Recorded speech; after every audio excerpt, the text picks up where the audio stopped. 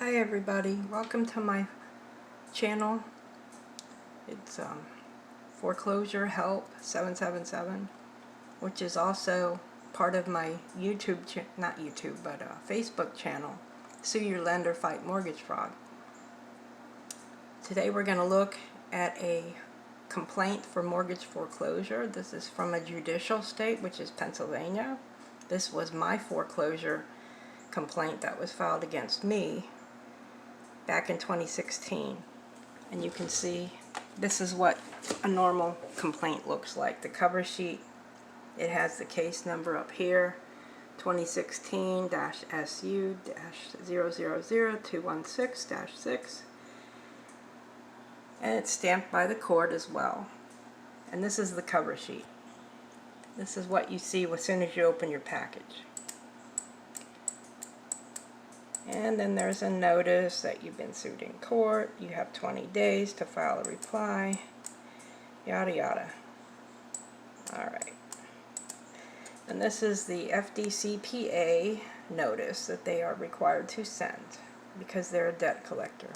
The person that's foreclosing on you is not necessarily the bank, but someone the bank has hired to get their debt for them.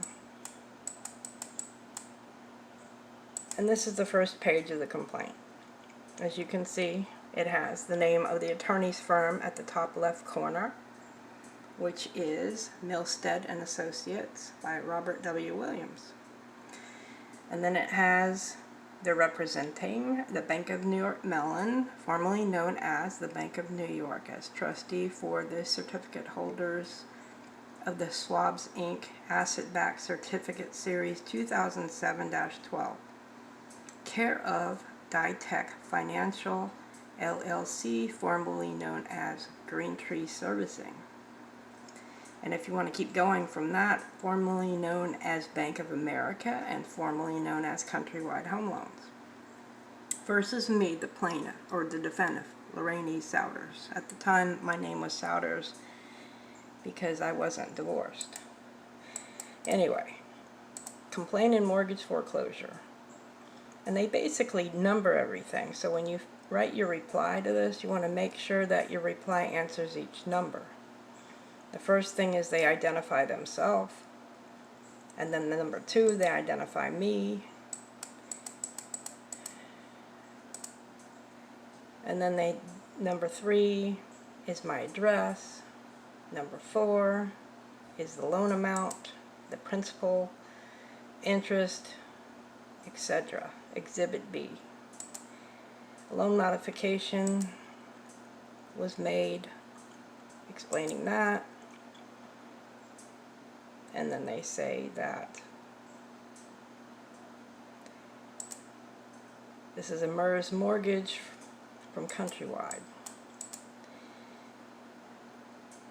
Anyway, they explained that they recorded an assignment of mortgage, and this is the mortgage property, and this is the amount they say I owe, which, by the way, sometimes they mess this up, believe it or not.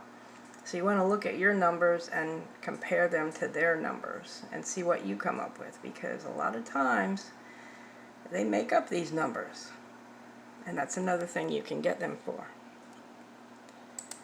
Okay, and then they talk about late charges and stuff, and then they say the typical wherefore they demand interim judgment against me for the foreclosure of the property. And then they have to include a verification, which is right here. And then Exhibit A is the deed to the property, which was the last deed that I had.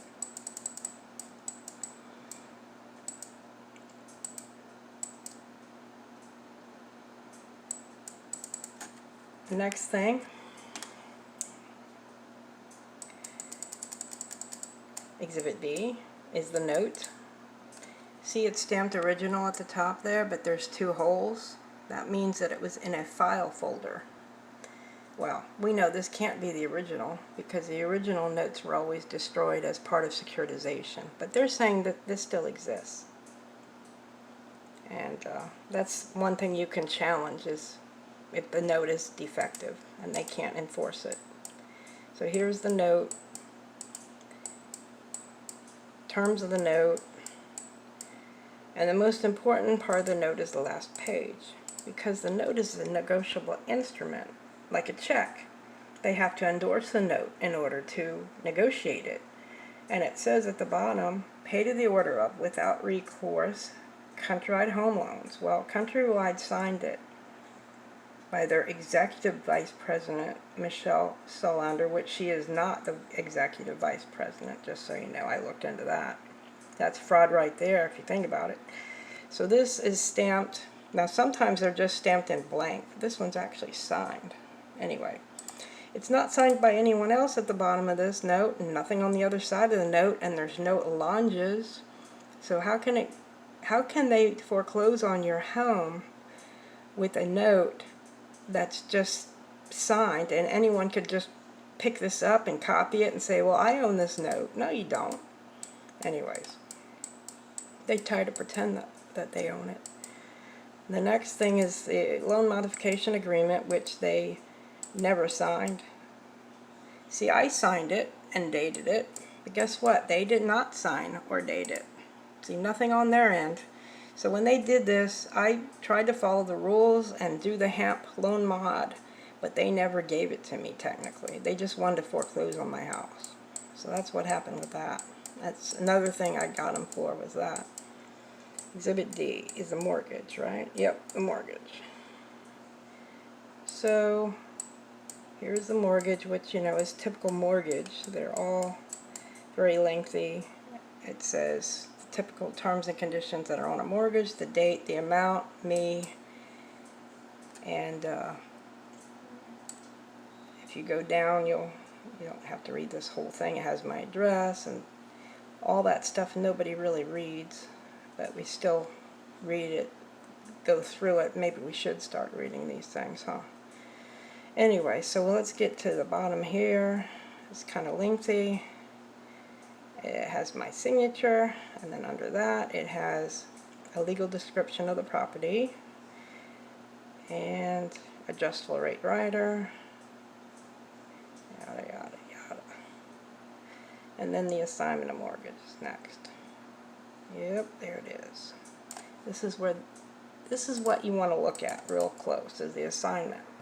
My assignment of mortgage, if you look real close, there's a MERS MIN number on that, and a MERS phone number too. MERS cannot assign mortgages, as we know. Number one, that makes this defective, and they're signing it, but you don't really know. And also, it's trying to assign the loan. Bank of New York Mellon. So MERS is giving it to the Bank of New York Mellon. That's what it looks like.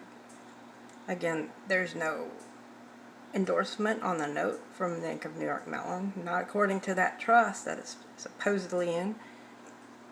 The 2007-12 Schwab's Trust is supposedly the owner of this, but honestly there's no evidence that there is, that they own it. And second page to that assignment. Now look at the date, October 14, 2011. Well, the closing date for the trust was in 2007, so they're about 4 years too late for it to actually make the trust. So they're in the wrong with that one, huh? Oh, what happened? Okay, let's get back where we were. Alright, so property description, Green Tree Servicing. There's their proof of service right there. They sent me certified mail telling me I was in default. Act 91 notice, they have to comply with that. Now, if you never got an Act 91 notice to save your home from foreclosure, they're supposed to send that to you 90 days before they file foreclosure, just so you know. And if they didn't, you can have it kicked out of court just for that alone. Just so you know. That's a little thing to know. Anyway, that Act 95 notice is just a requirement. And then they have to give you a list of approved housing agencies to help you with your, if you can't make your payments, they have this. Government approved housing counseling agencies. Yeah, right. I never went to any of those, trust me on that. I don't think anybody ever gets anything done in those places.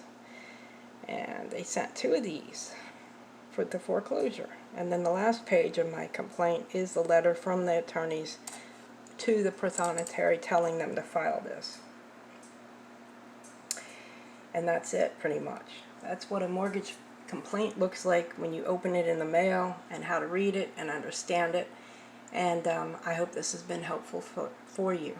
Please join my Facebook page for more helpful hints that'll help you, and you can even write a comment below. If you want me to email you, just let me know.